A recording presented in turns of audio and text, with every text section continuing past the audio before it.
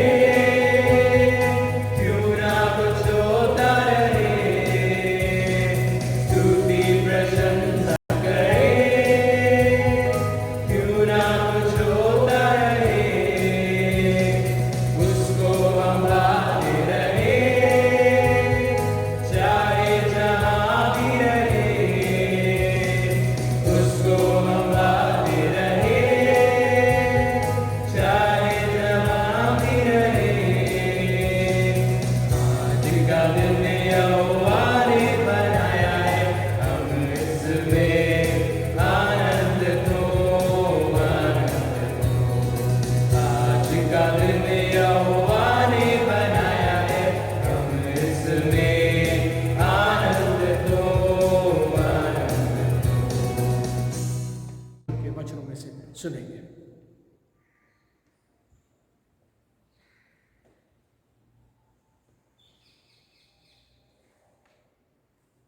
परमेश्वर के वचन से पढ़ने के लिए निकालेंगे नीति वचन की पुस्तक, उसका 31वां अध्याय, उसके पहले पद से और 9वें पद तक। The book of Proverbs, chapter 31, verses 1 through 9। लमुएल राजा के प्रभावशाली वचन जो उसकी माता ने उसे सिखाए। हे मेरे पुत्र, हे मेरे निज पुत्र, हे मेरी मन्नतों के पुत्र, अपना बल स्त्रियों को न देना, न अपना जीवन उनके वश में कर देना जो राजाओं का पौरुष खा जाती है। हे लमुएल, राजाओं का दाख मधु पीना उनको शोभा नहीं देता, और मदिरा चाहना रईसों को नहीं फपता। ऐसा न हो कि वे पीकर व्यवस्था को भूल जाएं और किसी दुखी के हक को मारे। मदिरा उसको पिलाओ जो मरने पर है, और दाख मधु उदास मन वालों को ही देना, जिससे वे पीकर अपनी दरिद्रता को भूल जाएं और अपने कठिन श्रम फिर स्मरण न करें। गूंगे के लिए अपना मुंह खोल और सब अनाथों का न्याय उचित रीति से किया कर। अपना मुंह खोल और धर्म से न्याय कर और दीन दरिद्रों का न्याय कर। ये परमेश्वर का वचन है। परमेश्वर का धन्यवाद हो।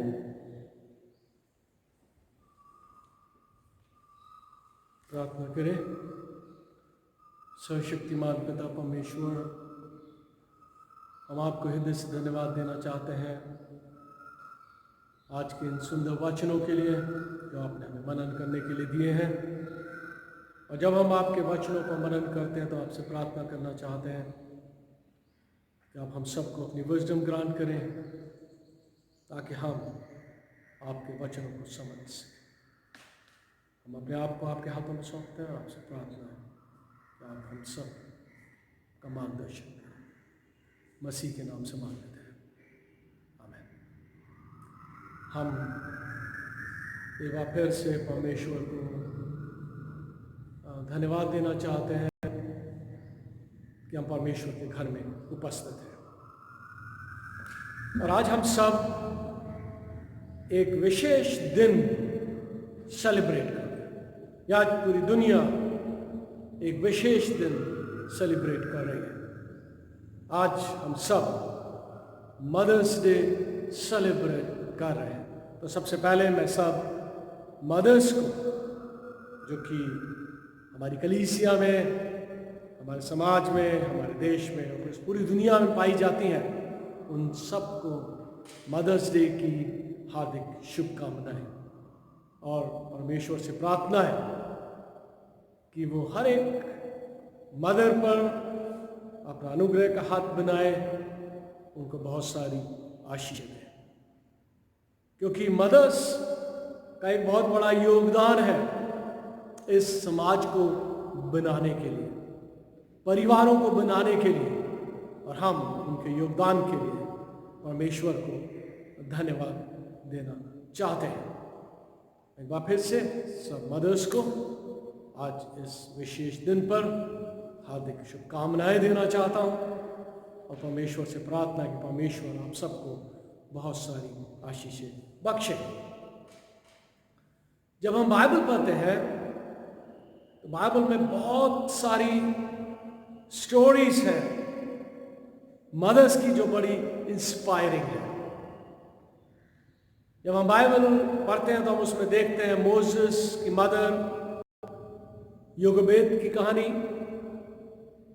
सैमुएल की मदर हन्ना की कहानी, और खुद प्रभु यीशु मसीह की मदर मेरी की कहानी। और आज इस सुबह में मैं इन तीनों मदर्स की कहानियों में से तो नहीं, बल्कि एक और मदर की कहानी की तरफ आपका ध्यान ड्रॉ करना चाहता हूं, जो कि प्रोवर्ब्स उसके 31वें अध्याय में पहले से 9वां पद जो अभी हमारे बीच में पढ़ा गया उसमें पाई जाती है। Mother of king Lemuel. ये विश्वास किया जाता है कि लैमुएल और कोई नहीं बल्कि खुद किंग सोलोमन है और उसकी माँ बैतशेबा जो अपने बेटे को ये इंस्ट्रक्शंस दे रही है। बहुत सारे स्कॉलर्स ने इस बात पर ध्यान दिलाया है कि ये हो सकता है कि ये जो बेटा जो लैमुएल है, जिसकी मदर उसको गाइडलाइंस दे रही है जिंदगी जीने की या उसको सिखा रही है, वो और कोई नहीं बल्कि किंग सोलोमन है। जब हमने ये वर्सेस पढ़ी तो हम इसमें एक बहुत इंपॉर्टेंट बात देखते हैं। हम इसमें पाते हैं कि वहां पर कम से कम 4 इंपॉर्टेंट प्रिंसिपल्स पाए जाते हैं जो हर एक माँ को अपने बच्चों को सिखाना चाहिए, उनको समझाना चाहिए। सबसे पहले जब हम इस पैसेज को पढ़ते हैं, उस पर मनन करते हैं, तो सबसे पहले इंपॉर्टेंट बात हमारे सामने आती है, वो है कि हर एक माँ को अपने बच्चों को जिंदगी के महत्व और पवित्रता को सिखाना और समझाना चाहिए।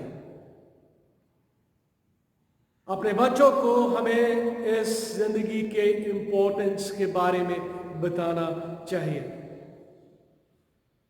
बाइबल में हम पढ़ते हैं कि परमेश्वर ने दुनिया को सृजा, हर एक इंसान को अपनी शक्ल और सूरत पर बनाया। यिर्मयाह उसके पहला अध्याय उसके 5वें पद में हम पढ़ते हैं, गर्भ में रचने से पहले मैंने तुझ पर चित्त लगाया और उत्पन्न होने से पहले ही मैंने तेरा अभिषेक किया, मैंने तुझे जातियों का भविष्यद्वक्ता ठहराया। मतलब हर एक शख्स को परमेश्वर ने चुना है। एक पर्टिकुलर फैमिली में हम पैदा हुए हैं, इसका डिसीजन किसने लिया? इसका डिसीजन परमेश्वर और सिर्फ परमेश्वर ने लिया।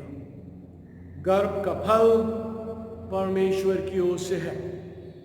हमें अपने बच्चों को सिखाना चाहिए कि हर एक जीवन मूल्यवान है, हर एक जीवन इंपॉर्टेंट है, परमेश्वर की ओर से है और हमें अपने जीवन को बहुत सीरियसली लेना चाहिए। इंसान जो है उसको खुदा ने बनाया है, अपनी सांसें उसके अंदर फूकी है और वो जानवरों से भिन्न है।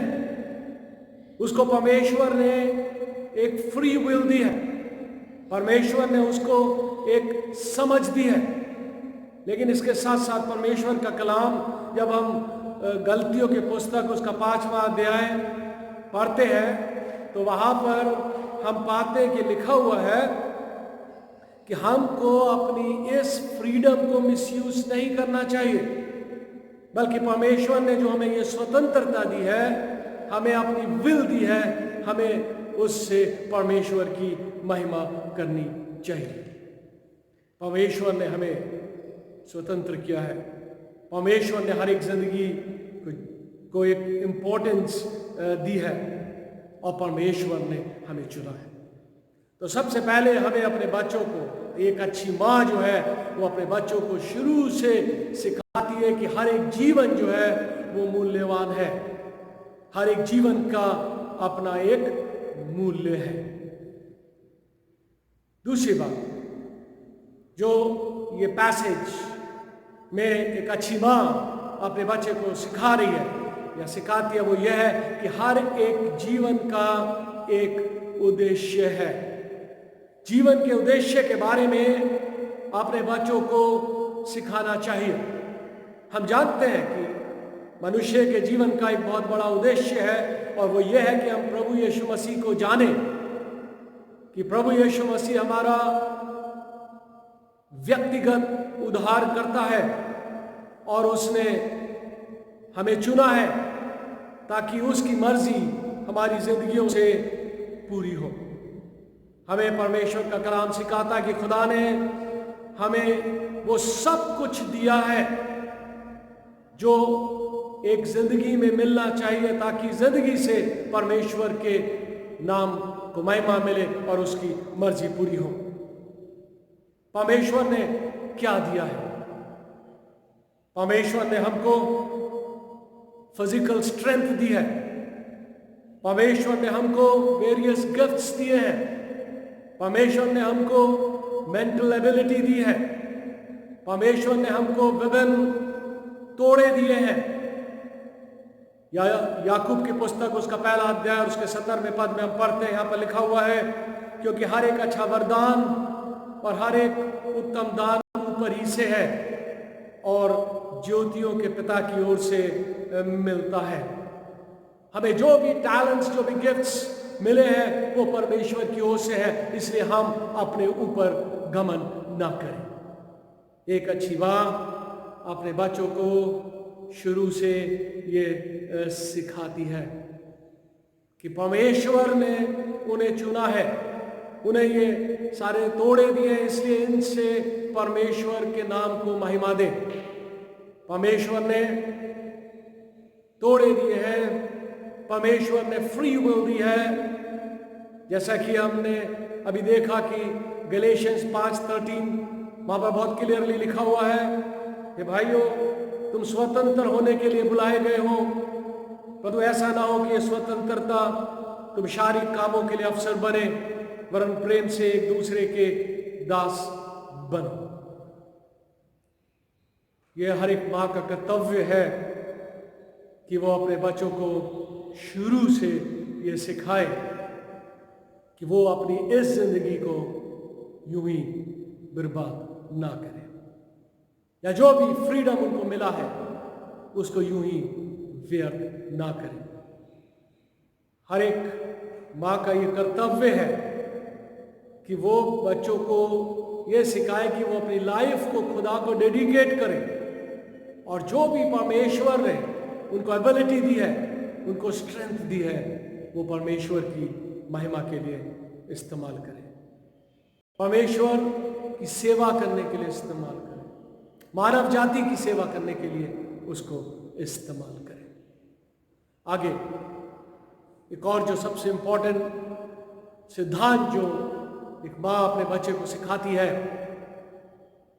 और यहाँ क्लियरली उस माँ ने अपने बेटे को सिखाया है। और क्या सिखाया है? उसने अपने बेटे को विनाशकारी शक्तियों के बारे में जो मानवीय जीवन को विनाश करती हैं उसके बारे में सिखा रही है।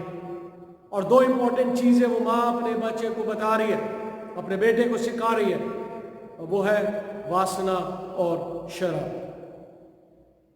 कि बच्चे को इन चीजों से शुरू से ही दूर रहना चाहिए, उसको इन चीजों में पढ़कर अपने जीवन को नाश नहीं करना चाहिए। आज जब हम अपने परिवारों को देखते हैं, किस चीजों ने हमारे समाज को, हमारे परिवारों को बर्बाद कर दिया? शराब ने। किसने? वासना ने। एक्स्ट्रा मैरिटल अफेयर्स, जिनकी वजह से परिवार, समाज बर्बाद हो रहा है। शुरू से हमें अपने बच्चों को ये सिखाना चाहिए। जब हम रोज न्यूज़पेपर पढ़ते हैं, क्या पाते हैं कि एक छोटे से बच्ची के साथ भी किसी ना किसी ने रेप कर दिया आउट ऑफ लस्ट। अभी रिसेंटली हम सब लॉकडाउन में घर में पड़े हुए हैं। दो इंपॉर्टेंट न्यूज़ बहुत तेजी से हम सुन रहे होंगे अगर हम रोज न्यूज़पेपर पढ़ते हैं या समाचार देखते हैं, कि कुछ लड़कों ने बॉयज लॉक रूम करके एक चैट ग्रुप बनाया जिसमें वो गर्ल्स पर उल्टे सीधे कमेंट कर रहे हैं। अभी न्यूज़ में आ रहा था कि बॉस जब ऑनलाइन टीचिंग्स हो रही है तो बच्चे व्हाट्सएप ग्रुप्स में अपने टीचर्स को गंदी गंदी बातें लिख रहे हैं, पॉर्न पिक्स भेज रहे हैं। ऐसा हो गया है हमारा समाज, ऐसी गंदगी भर गई है आज समाज में, और ये माओ का उत्तरदायित्व है कि वो अपने बच्चों को शुरू से इन चीज़ों से अवगत कराएं। अभी 1.5 महीने से शराब पर पाबंदी बनी हुई थी। पिछले 5-6 दिन से हम न्यूज़पेपर में क्या देख रहे हैं, किलोमीटर किलोमीटर लंबी लाइन लगी हुई है। लोग शराब पीने के लिए लड़ाई झगड़े हो रहे हैं। और कल तो न्यूज़ में ये आ रहा था कि घर की वाइफ्स ने आंदोलन करा कि ये शराब की दुकानें बंद होनी चाहिए, क्योंकि उनके हस्बैंड्स शराब पीकर लड़ाई झगड़ा कर रहे हैं। हमारा पूरा फैमिली, हमारा समाज बर्बाद हुआ है। जैसा कि वो माँ उस राजा को सिखा रही है कि इन चीज़ों से दूर रहना है, क्योंकि तुम्हें परमेश्वर ने चुना है, एक बहुत बड़ी जिम्मेदारी सौंपी है। तो एक अच्छी माँ, एक गॉडली मदर शुरू से अपने बच्चों को ये सिखाती है कि वो इन चीज़ों से दूर रहें, ताकि उनकी ज़िंदगी ना बर्बाद हो, ताकि उनके वजह से समाज पर, परिवार पर कोई अफेक्ट ना पड़े। और तीसरी बात जो ये बाइबल हमें सिखा रही है, वो ये सिखा रही है, जैसा कि कलाम में हम पढ़ेंगे, कि ऐसे करने से इंसान या बच्चे खुद अपने लिए एक नाश होने का कारण बन रहे हैं। प्रोवर्ब्स उसका 5वां अध्याय उसके 22वें पद में लिखा हुआ है, दुष्ट अपने ही अधर्म के कर्मों में फंसेगा और अपने ही पाप के बंधनों में बंधा रहेगा। हम अपनी लाइफ स्पॉइल करने के लिए खुद जिम्मेदार हैं। जेम्स अय्यूब उसका पहला अध्याय और उसके 14वां से 16वां पद जब हम पढ़ते हैं तो वहां पे लिखा हुआ है, परंतु वे प्रत्येक व्यक्ति अपनी ही अभिलाषा में फंसकर और खींचकर परीक्षा में पड़ता है।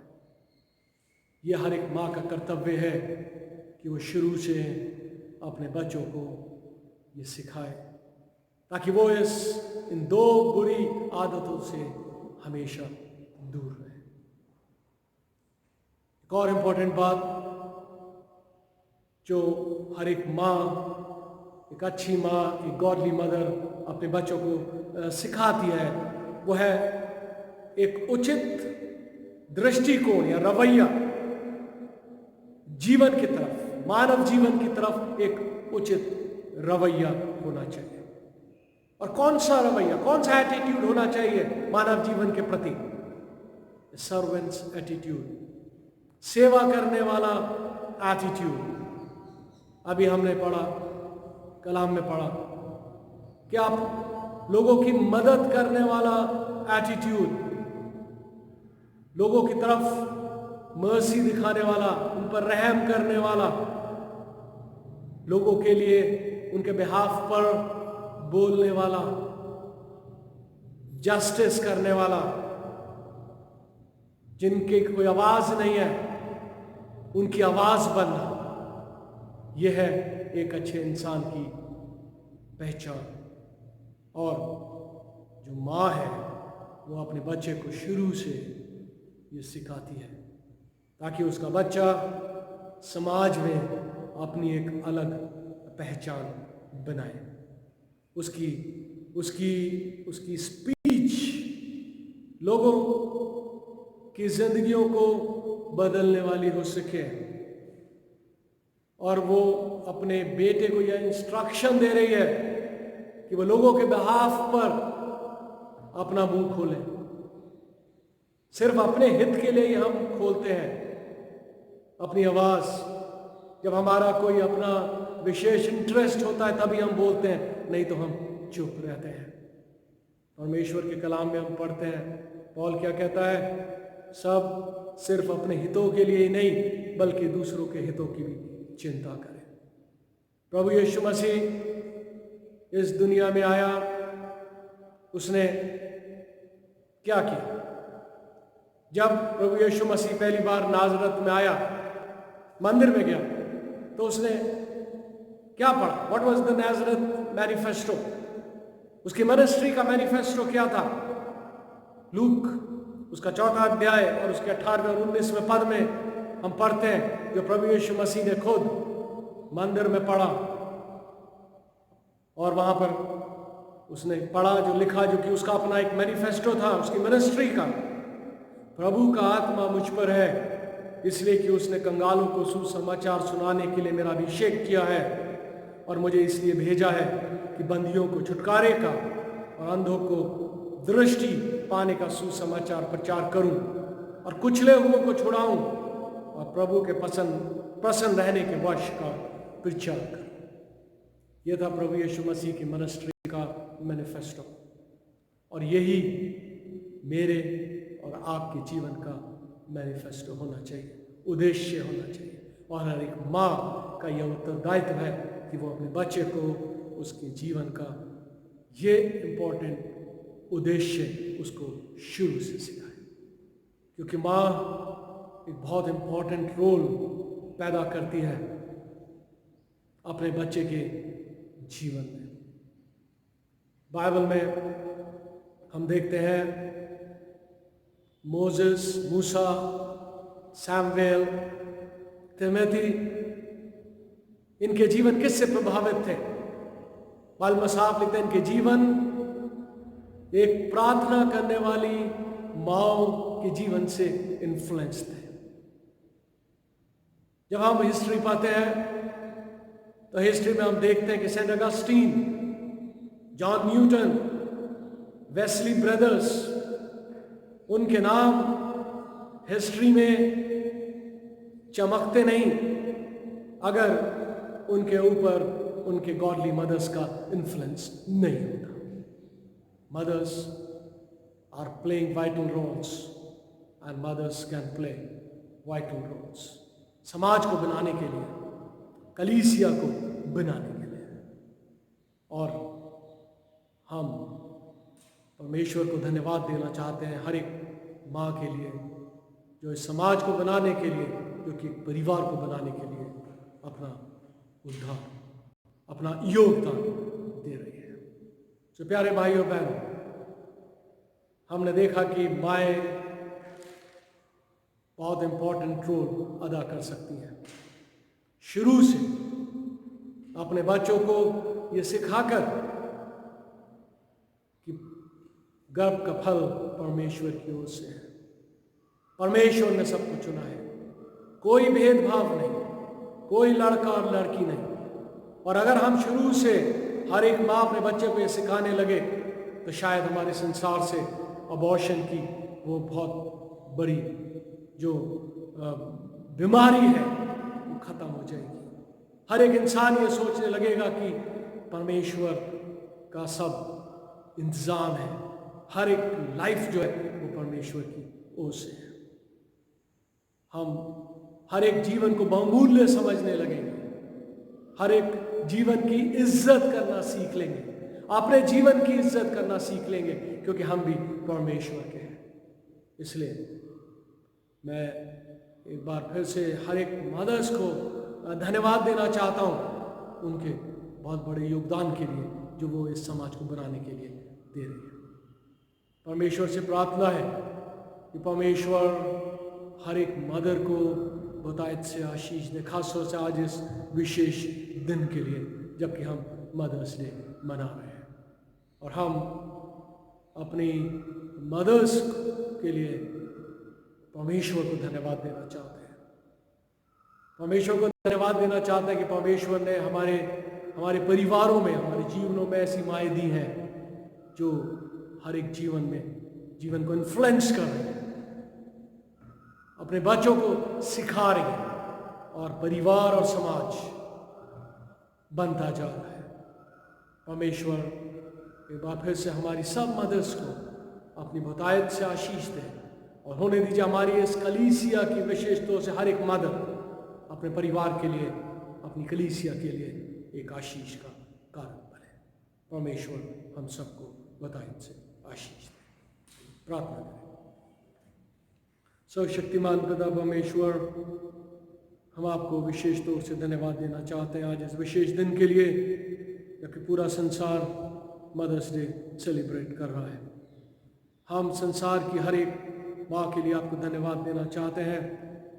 धन्यवाद देना चाहते हैं उन माँओं के लिए जिन्होंने अपने बच्चों पर एक अच्छा प्रभाव डाला और उन बच्चों ने परमेश्वर अपना बहुत बड़ा योगदान दिया इस संसार में। और खास तौर से उन क्रिश्चियन मदर्स के लिए धन्यवाद देना चाहते हैं जिन्होंने अपने बच्चों पर अपना एक अच्छा इन्फ्लुएंस दिया और उनके बच्चों ने परमेश्वर कलीसियाई जीवन में अपना योगदान दिया। प्रभु जी, हम आपसे प्रार्थना करना चाहते हैं कि आप हर एक माँ को अपनी आशीष दें। खास तौर से हम अपने क्राइस्ट चर्च परिवार की हर एक मदर के लिए आपको धन्यवाद देना चाहते हैं। उनके हर एक कंट्रीब्यूशन के लिए धन्यवाद देना चाहते हैं जो उन्होंने अपने इस क्राइस्ट चर्च परिवार के लिए और अपने समाज के लिए किया। आपसे प्रार्थना है कि आप हर एक माँ को अपनी आशीष दें। प्रभु जी, उनको अच्छी हेल्थ दें, उनको अपनी विजडम ग्रांट करें ताकि वो अपने घर में अपना योगदान दे सके, अपने फैमिली को लीड कर सके और परमेश्वर उनका परिवार बहुत सारे लोगों के लिए एक आशीष का कारण बने।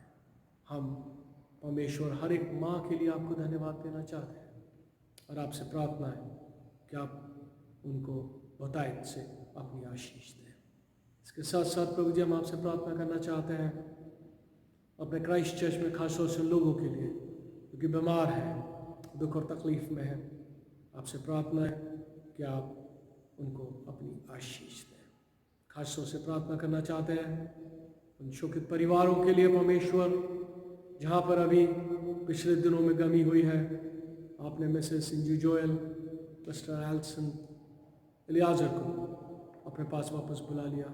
इनके शोकित परिवारों के लिए प्रभु जी आपसे प्रार्थना है कि आप इनको शांति बख्शें और प्रभु जी होने दीजिए ये परिवार अपने ईमान में मजबूत रहते हुए अपनी आंखों को अपनी सहायता के लिए सिर्फ आपकी तरफ लगाए रखें और आपकी उस शांति को महसूस कर सकें, क्योंकि इंसान नहीं लेकिन सिर्फ आप ही दे सकते हैं।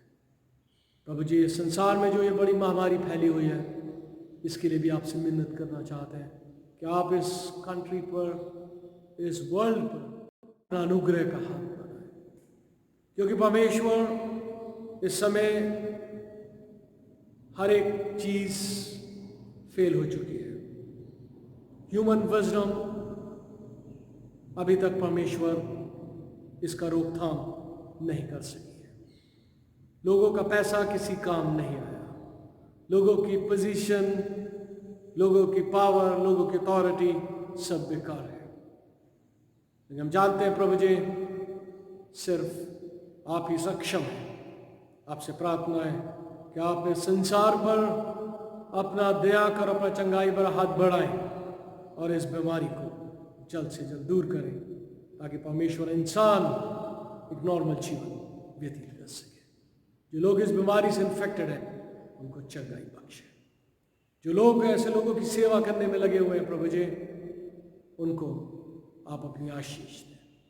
खासतौर से police department, health department, district administration, जो कि परमेश्वर विभिन्न योजनाएं बनाते हैं, लोगों की मदद करते हैं, सारी एसेंशियल नीड्स को पूरा करते हैं। प्रभु जी, आप उनको बताएं, अपनी आशीष दें और उनको हर एक इन्फेक्शन से बचा कर रखें। प्रभु जी, आप हमारे कंट्री के और वर्ल्ड के लीडर्स की अगुवाई करें ताकि वो अपने अपने कंट्रीज में लोगों के हितों का ध्यान रखें और जो भी डिसीजन ले परमेश्वर वो लोगों के हितों में हो। और प्रभु जी, हम आपसे प्रार्थना करना चाहते हैं खासतौर से ऐसे समय में उन लोगों के लिए जिनके पास ट्रीटमेंट नहीं है, उन लोगों के लिए प्रार्थना करना चाहते हैं जो कि सड़कों पर हैं, जो अपने घर जाना चाहते हैं, जो बेघर हैं, जिनके पास खाना नहीं। आपसे प्रार्थना है कि आप उनकी सुधी में और उनकी ज़रूरतों को पूरा करें। एक बार फिर से प्रभु जी हम सब अपने आप को आपके हाथों में सौंपते हैं, खासतौर से हर एक माँ को आपके सामर्थ्य हाथों में सौंपते हैं और इस प्रार्थना को अपने उद्धार करता हूँ प्रभु यीशु क्रिस्त के नाम से मांग लेते हैं, आमीन। आए हमारे बाप जो आसमान पर है, तेरा नाम पाक माना जाए, तेरी बादशाह आए, तेरी मर्जी जैसे आसमान में पूरी होती ज़मीन पर भी। हमारे रोज़ की रोटी आज हमें दे, हमारे अपराधों को क्षमा करें जैसे हमने अपने अपराधियों को क्षमा किया। आप हम परीक्षा में बुराई से बचाए, बादशाह दो तो चला हमेशा आपका है, आमीन। हमारे प्रभु यीशु क्रिस्त का अनुग्रह, परमेश्वर पिता का प्रेम और पवित्र आत्मा की सभागिता आपसे लेकर हमेशा तक हम सबके साथ, सब विश्वासियों के साथ होती है।